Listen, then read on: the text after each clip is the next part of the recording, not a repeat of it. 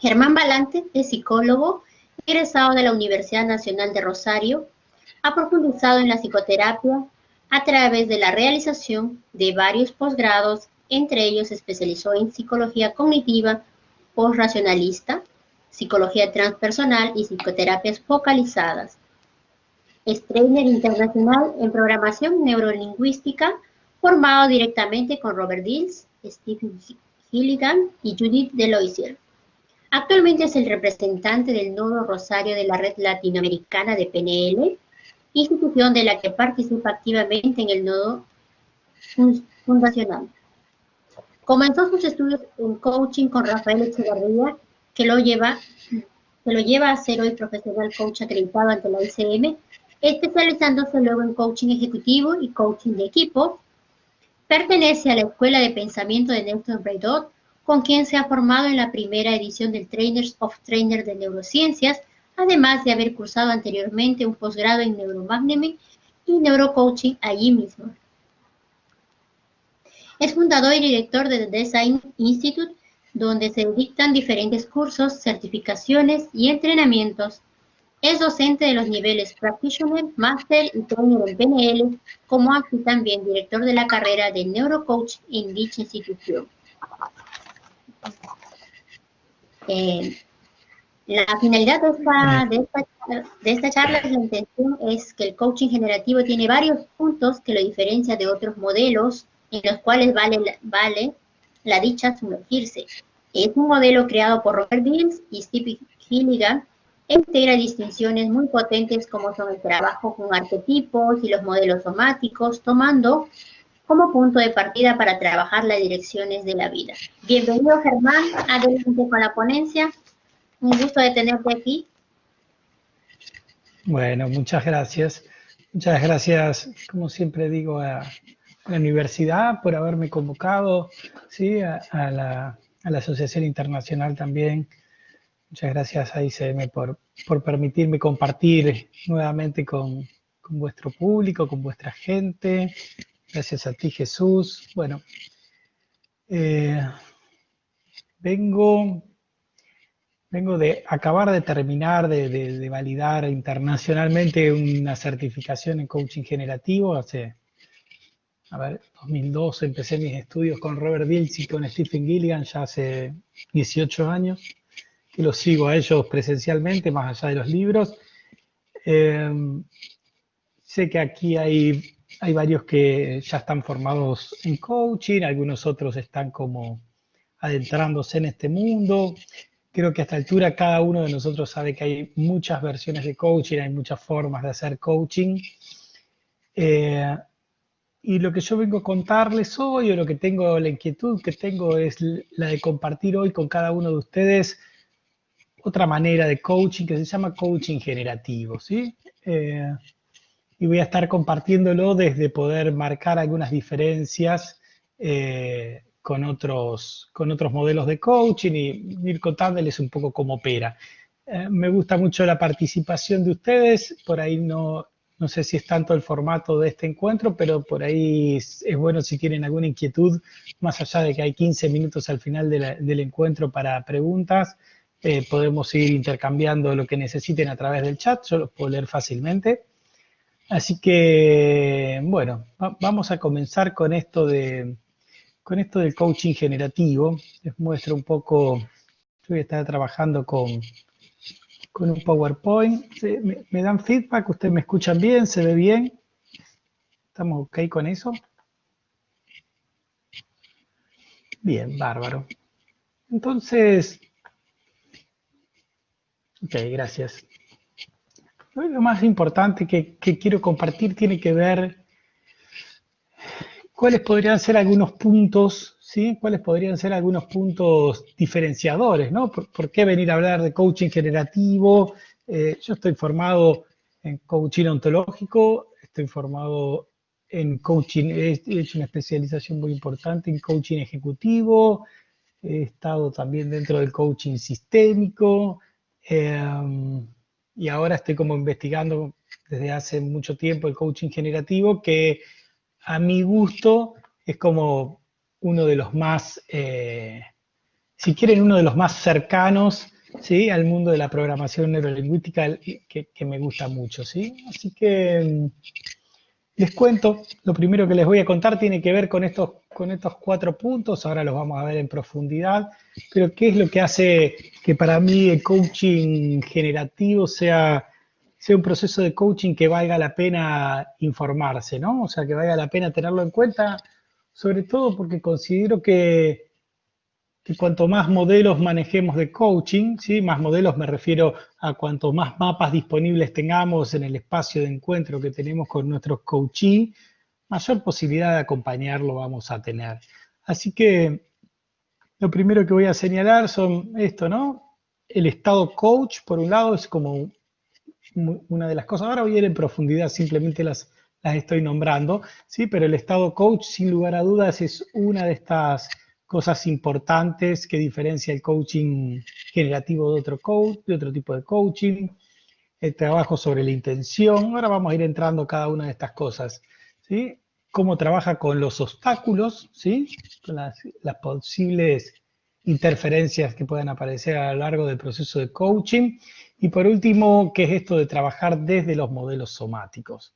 Esto para mí es como lo central que quisiera estar compartiendo con ustedes, así que me parece como muy importante que podamos hacer un primer acuerdo de qué es esto del estado coach, ¿sí? Porque los distintos modelos de coaching, creo, trabajan sin lugar a duda con la gestión del estado, ¿no? Para algunas agrupaciones de coaching, ¿no? La confianza, la presencia, la escucha. La verdad que son todas competencias que se desarrollan en la mayoría o en todas las formaciones de coaching, ¿no? Pero me gustaría profundizar en cómo es esto de...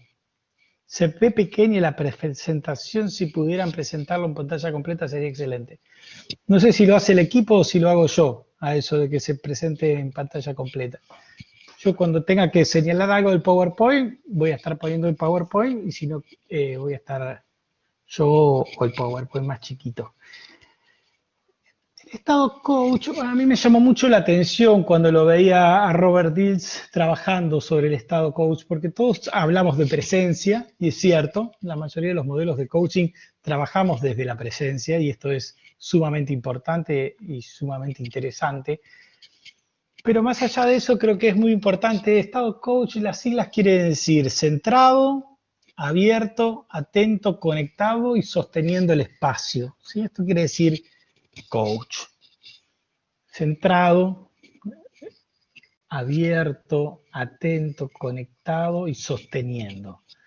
Los pongo en contexto, no tanto Robert Dilts, pero Stephen Gilligan desarrolló Aikido durante 27 años, ¿sí? Entonces, se imaginarán de que él diga centrado, es muy distinto a que lo pueda decir yo, que llevo 5 años de Tai Chi, ¿no? Entonces, el estado de absoluta presencia con la que trabajan la mayoría de los modelos de coaching está muy bien, pero estar custodiando enteramente el estado coach implica estar todo el tiempo muy atento a cuando la persona se sale del estado de centramiento, ¿sí?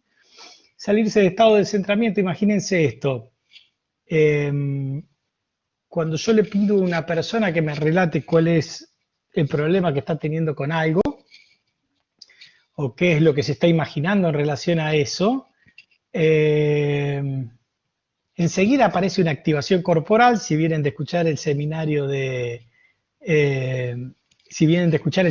anterior sobre las emociones y toda la parte de neuroquímicos, sabemos que solo el hecho de traer una representación a nuestra mente, ¿no? Ponerle una representación es una idea a nuestra mente, o el hecho de estar hablando sobre algo que nos active una determinada química corporal, eso inmediatamente, es cuestión de fracciones de segundo, hace que en nuestro cuerpo se libere un torrente de neurotransmisores que nos saca de lo que podría ser el estado coach. Entonces, para mí el estado coach es como un plus, ¿no? Un plus que se toma en relación a estar custodiando permanentemente el estado de centramiento, de apertura, de atención, de conexión de la persona, ¿sí? En cuanto yo le pregunto a la persona por algo que está siendo disfuncional hoy en su vida, ¿sí? Inmediatamente sé, por el simple hecho de tener, ¿no?, de saber sobre neurociencias, esta explicación que veníamos diciendo, inmediatamente sé que en su cuerpo va a pasar algo químicamente hablando que lo va a sacar del estado coach. Entonces, custodiar seriamente el estado coach, ¿sí?, tiene que ver con saber que cada vez que hago una pregunta sobre algo que le represente el estado problema, inmediatamente tengo que ir a hacer coaching somático, ¿sí? Hacer coaching somático implica ir a dar instrucciones precisas sobre la regulación corporal, ¿sí?, sobre la postura corporal, sobre la respiración, e inmediatamente poder ver la verticalidad. O sea, hay muchas técnicas de PNL, ustedes para los PNListas lo saben, trabajamos parados, entonces es como muy fácil estar viendo el estado fisiológico de la persona a medida que vamos acompañando, ¿sí? Entonces, si bien esto sería para mí como una primera diferencia, si bien la mayoría de los procesos de coaching trabajan con la presencia, creo que trabajar con la hipótesis del estado coach es estar muchísimo más atento a la corporalidad que la mayoría de los procesos. Igual esto, o sea, no intento hacer que un modelo sea mejor que otro, ni mucho menos, sino que simplemente estoy contando lo que a mí me pareció novedoso en el modelo de coaching generativo para que cada uno tome y lleve a su modelo de coaching lo que más requiera para eso, ¿no? Entonces, el estado de apertura es como un principio muy importante en hipnosis y en trance, que tiene que ver con darle la bienvenida, ahora lo vamos a ver un poquito más adelante esto, a lo que sea que la experiencia traiga. El estado de atención, que tiene que ver con el mindfulness, con la atención plena, ¿no?, el de estar plenamente presente ahí. El estado de conexión, ¿no?, el estado de conexión está como muy ligado a estar permanentemente conectados, ¿sí?, con los recursos, ¿sí? El coaching generativo, ahora voy a hablar un poquito, pero trabaja mucho con cómo estar permanentemente trayendo el campo de recursos, ¿sí?, a la experiencia de la persona. Y por último, el hold, ¿sí?, me gustaría también ir un poquito hacia ahí. Sostener, ¿qué es lo que yo sostengo? ¿Sí? Yo creo que si hay algo que diferencia enormemente el proceso de coaching a través del modelo de coaching generativo en relación a otros procesos de coaching, ¿sí?, es que yo diría que el coach está en el mismo campo de transformación en el que está el coachee, y hasta ahí es como más o menos estamos acostumbrados a conversarlo, pero el coach se toma determinado tipo de atribuciones, ahora voy a decir qué y cuáles, que a lo mejor en otros procesos de coaching no nos tomamos. Y ahora van a ver esto, cómo tiene que ver con el hold, el sostener.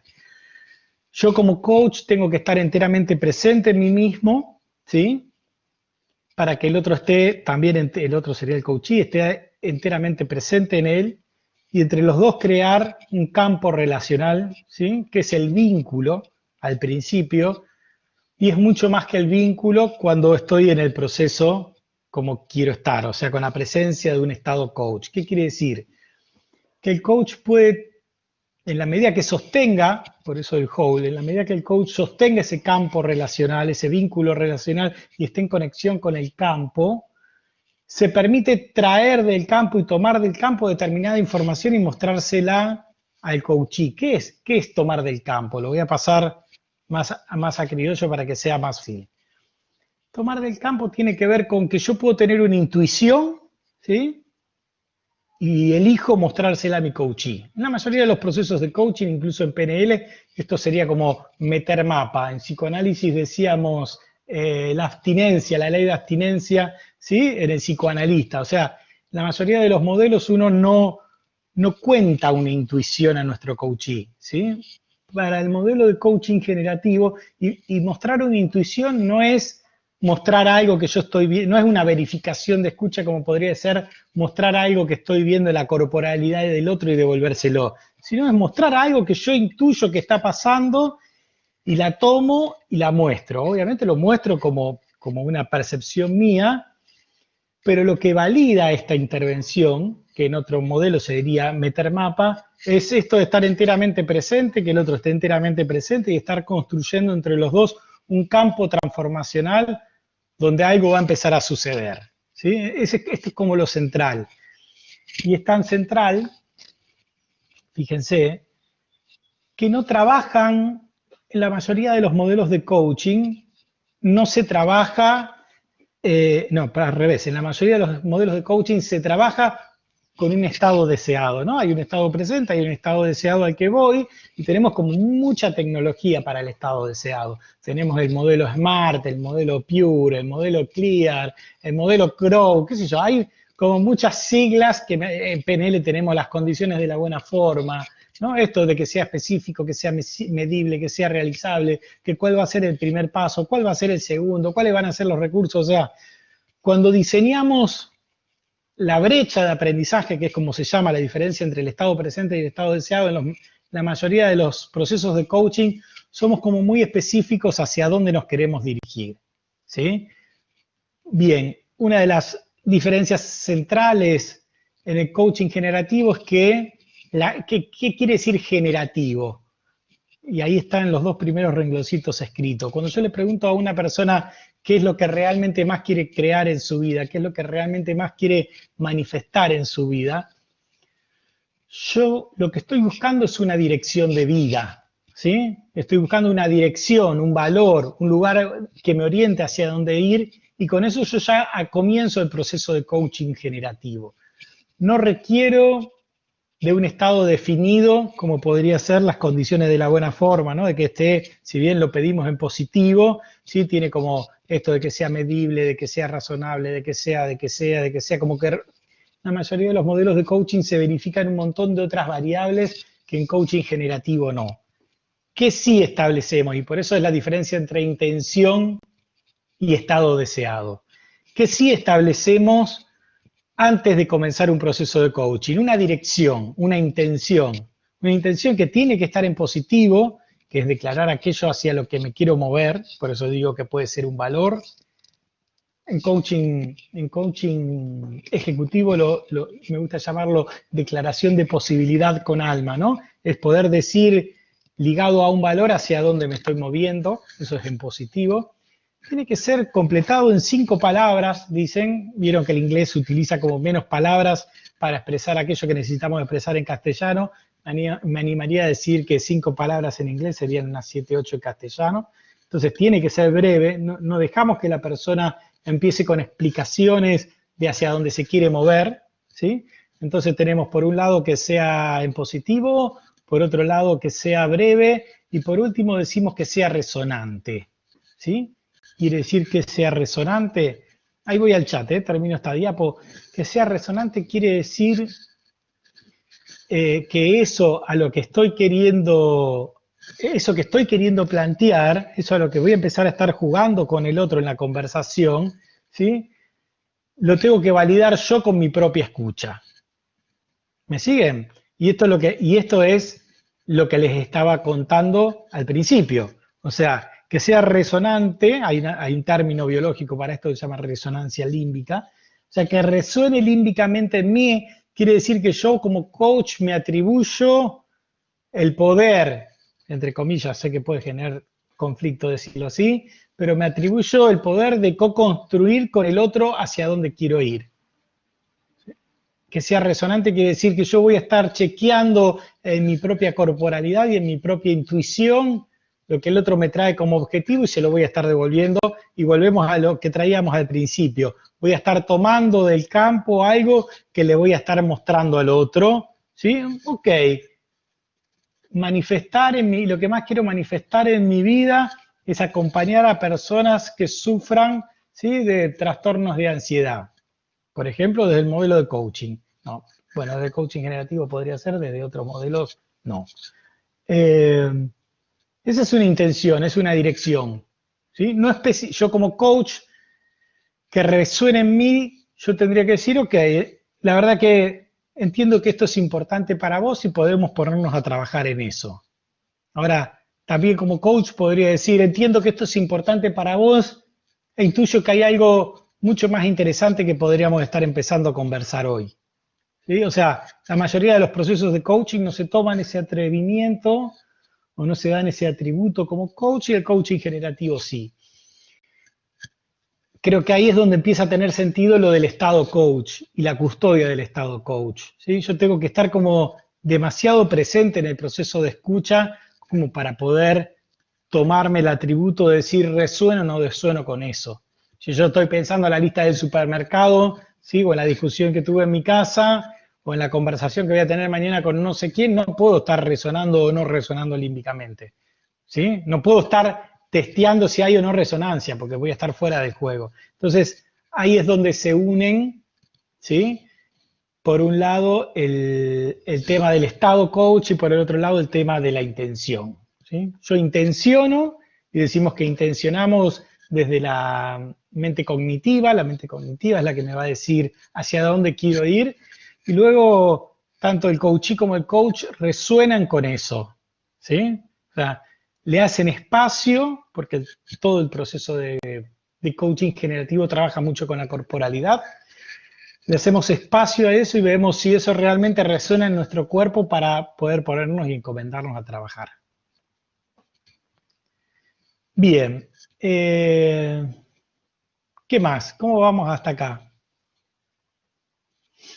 Veo que hay algunos que no saben poner la vista del orador. ¿Puede ser? ¿O hay algún...?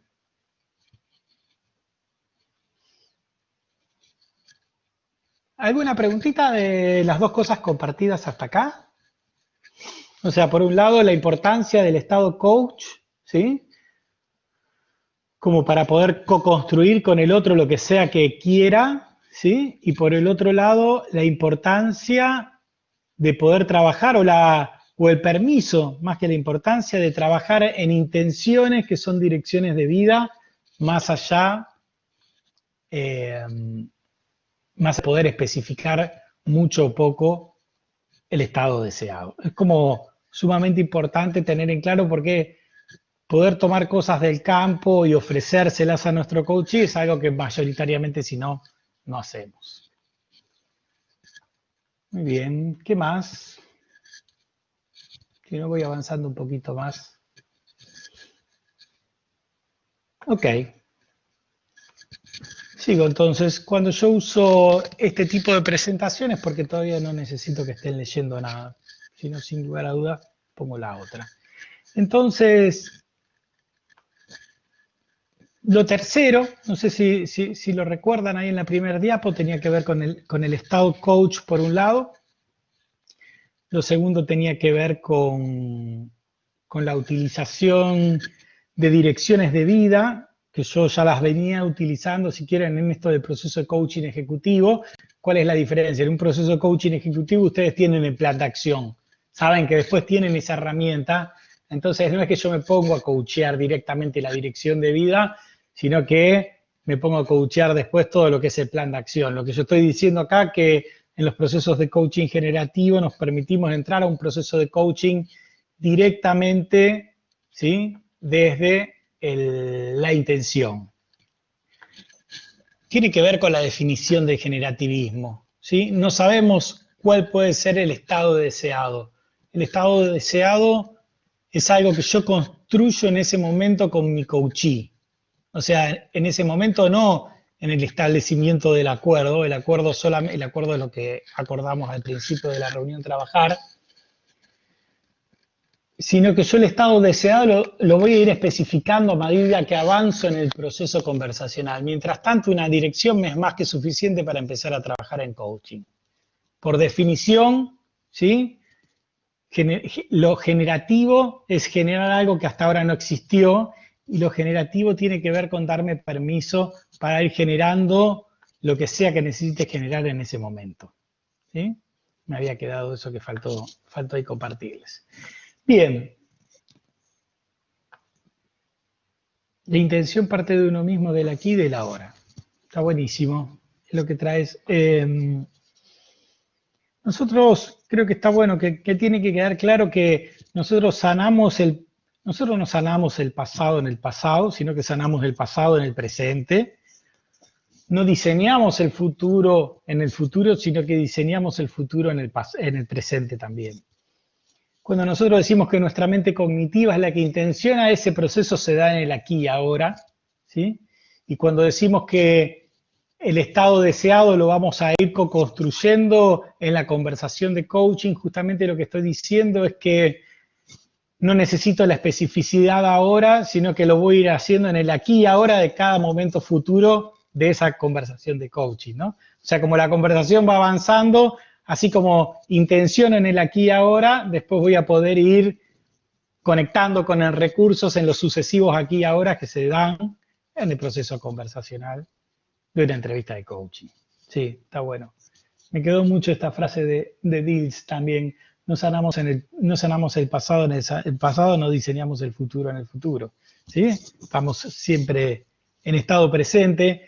Creo que eso tiene que ver con la importancia que le dan a la corporalidad, ¿no? Esto de poder estar, de poder tomar intuiciones muchas veces vienen desde el mundo corporal, o se sienten en el mundo corporal, tiene que ver con eso, ¿sí?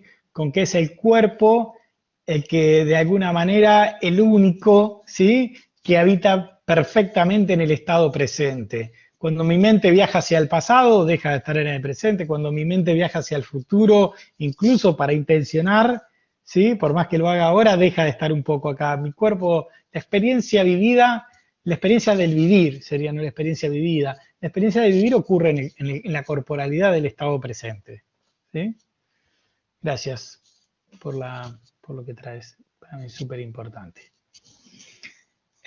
Hasta ahí entonces dos cosas que me llamaron mucho la atención de este proceso de la forma que se lleva adelante el proceso de coaching generativo. Lo tercero no fue tan novedoso para mí, pero sí la importancia que se le da, que tiene que ver con cómo trabaja con los obstáculos, ¿sí? Básicamente me animaría a decir que el principio de la intención positiva sigue estando presente en el modelo de coaching generativo, pero hay un principio que viene desde Milton Erickson, que es el principio de utilización, que tiene que ver con utilizar todo lo que emerge en el aquí y ahora, ya que veníamos hablando de esto del aquí y ahora. Ese principio de utilización de Milton Erickson se ve plasmado en Stephen Gilligan. Stephen Gilligan es quien propone el modelo de trance generativo. Stephen Gilligan ya plantea el principio de aceptación creativa, ¿sí? Por eso el título de la charla tiene que ver con lo creativo, ¿sí? Como una forma creativa de conectar con el bienestar, porque lo creativo tiene que ver, está directamente vinculado, ¿sí?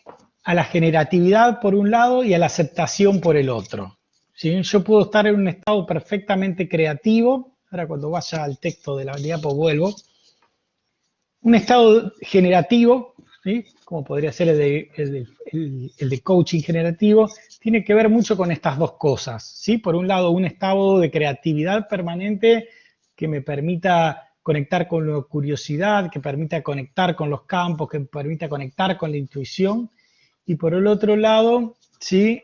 La aceptación. Y la aceptación tiene que ver con este principio, ¿sí? De aceptación creativa, lo llama directamente Stephen, que tiene que ver con darle la bienvenida a lo que sea que suceda.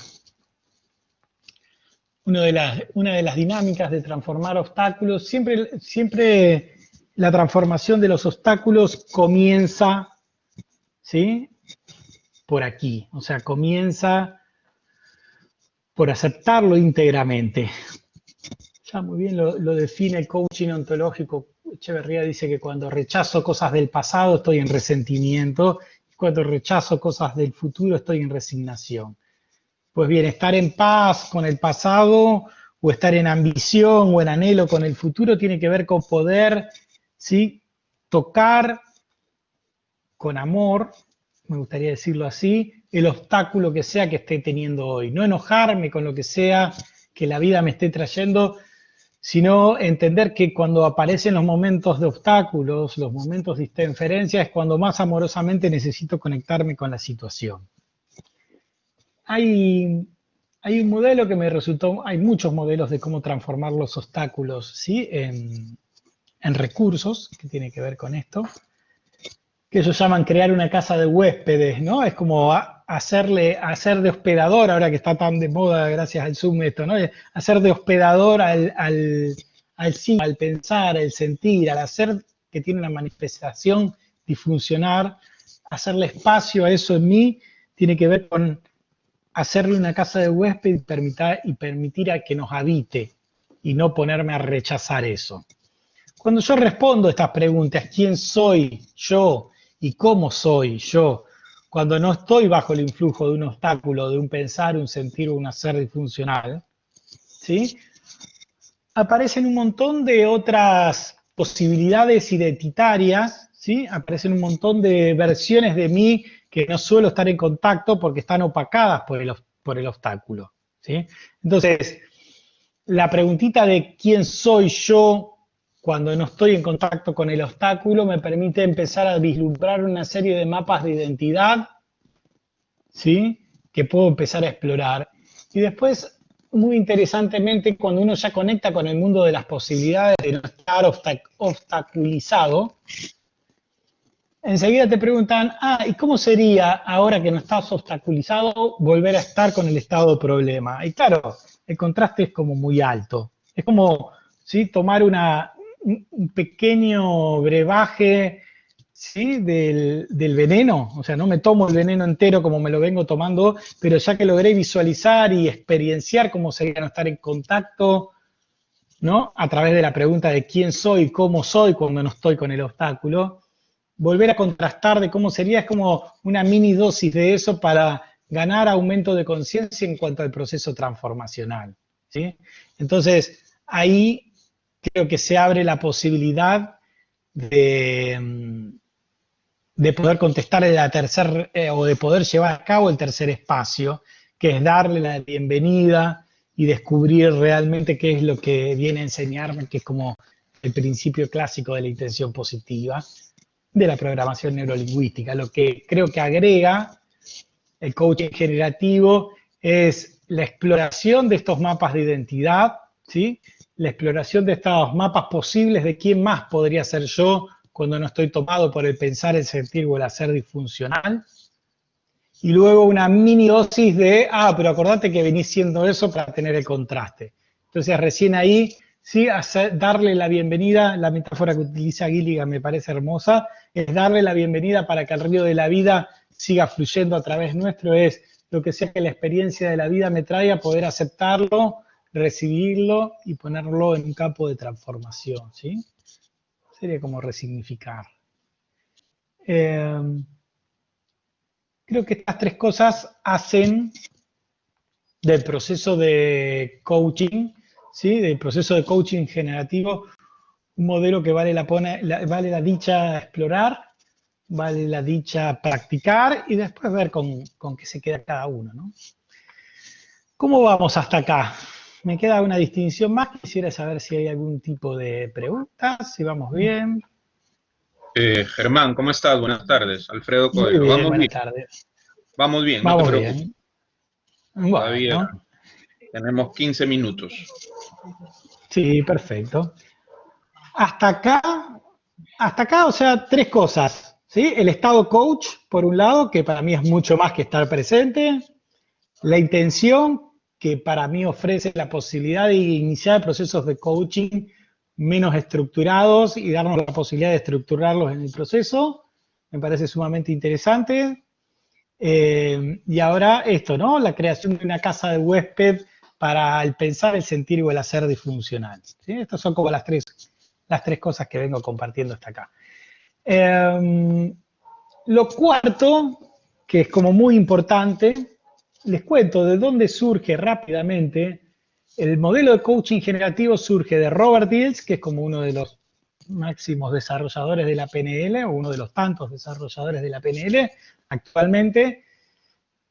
Y por el otro lado, Stephen Gilligan, ¿sí? Dills creo que es el que aporta la estructura del coaching y Gilligan es el que aporta la estructura del trance. Gilligan viene desarrollando a lo largo de todos estos años todos estos años me refiero, Gilligan estaba muy cerca del surgimiento de la PNL y se abre de aquel núcleo fundacional y él queda trabajando en psicoterapia, ¿sí? Toda una corriente que termina en lo que se conoce como trance generativo, ¿sí? La unión del trance generativo, que es el modelo que desarrolla Stephen, con el coaching que realiza Dilts, que es un coaching con PNL, terminan ofreciendo esta propuesta de coaching, ¿sí? Que es coaching generativo. ¿Por qué hago esta pequeña introducción?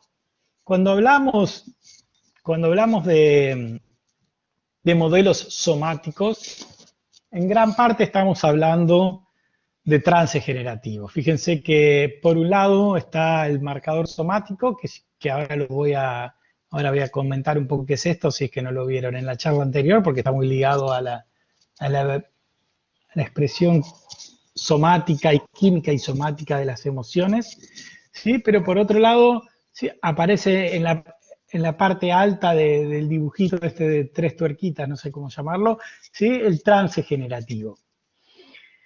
Lo que me permite el trabajo con la corporalidad o lo que me permite el trabajo con los modelos somáticos es una otra forma de generar trance que no sea la utilización del lenguaje. Hasta aquí fue como muy importante todos los desarrollos de Milton Erickson y cómo generar trance a partir de la hipnosis ericksoniana, que es cómo generar estados ampliados de conciencia a partir de un uso específico de la palabra, ¿sí?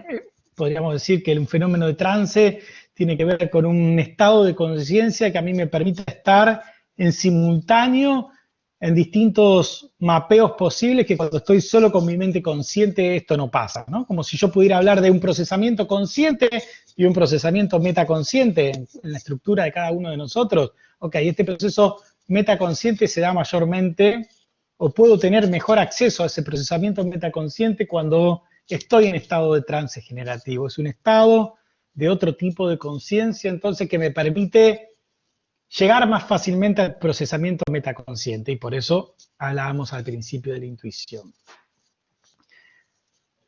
Hasta la exploración de los modelos somáticos, la forma que teníamos de llegar al fenómeno de trance, ¿sí? Era la utilización del lenguaje, como hacía muy bien Milton Erickson, y de la hipnosis. Lo que tiene la utilización de los modelos somáticos es la utilización del cuerpo con determinada cadencia. Yo, por ejemplo, muchos años practiqué Tai Chi, es un movimiento lento con una cadencia circular, donde yo voy a poner la otra camarita para esto, ¿no? Cuando yo hablo de la utilización del cuerpo, no hablo de la utilización del cuerpo, a ver qué me dice mi cuerpo ahora, y estoy rígido como una tabla, sino que es, ¿sí? Flexibilidad. Fíjense que ahí aparecen 3 palabras, que es pausar. Bueno, le va a aparecer cuando comparta la pantalla. ¿Sí? Hay como distintas: pausar, centrar, alinear. Tai Chi tiene que ver, o los modelos somáticos, la utilización de modelos somáticos en trance, tiene que ver con la cadencia, la repetición, ¿sí?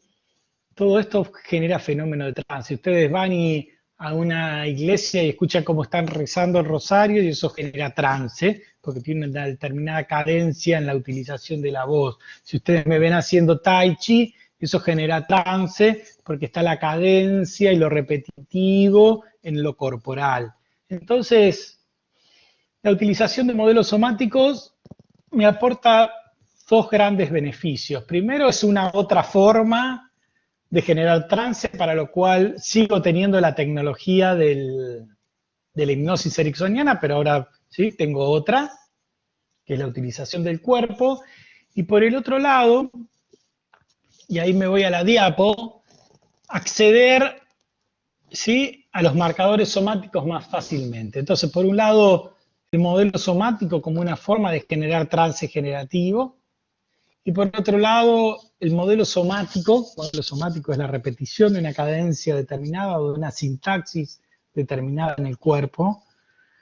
El modelo somático como una forma de acceso a esa forma de procesamiento metaconsciente que se da en el cuerpo. El marcador somático es una grabación metaconsciente, ¿sí? O sea, una grabación de la cual yo no tengo conciencia, que se da entre la activación emocional de un suceso ¿sí?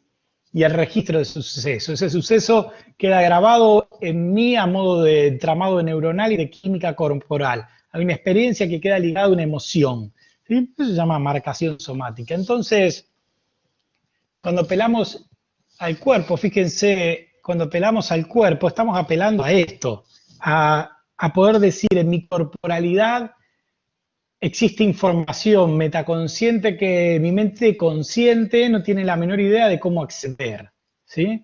Entonces, el modelo somático genera trance, el modelo de la repetición de una sintaxis somática o la utilización de un modelo somático genera trance y a la vez facilita la activación corporal, que es donde están grabados a modo de archivo de memoria absolutamente todas las experiencias, no solo de Germán Balante como especie, sino también, mire, me acordé que tenía para por esto, no solo Germán Balante como especie, sino también de Germán Balante ontológicamente en mi vivir, sino también toda la biología de la especie, ¿sí?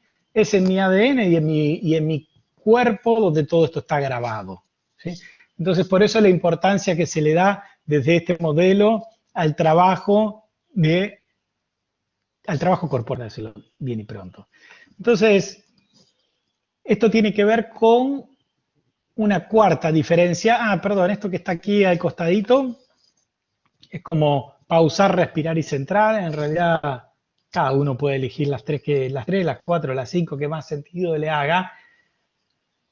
Pero es como que cada vez que yo veo que la persona se sale del estado coach y necesito volver a que conecte con sus recursos, que como les decía, los recursos están en nuestra biología y no en nuestra mente, ¿sí? O por lo menos hay una gran parte que también está en nuestra biología, aparte de aquellos que están en nuestra mente. Necesito reconectarme con mi cuerpo, ¿sí? Estamos en una sociedad que facilita enormemente la separación de la mente cognitiva de la mente somática, que son dos de las mentes que tenemos. Hay como un privilegio de todo el pensar con un decremento de todo el sentir en nuestra sociedad, que se está revirtiendo, no digo que no, pero todavía está como muy sobrevalorado.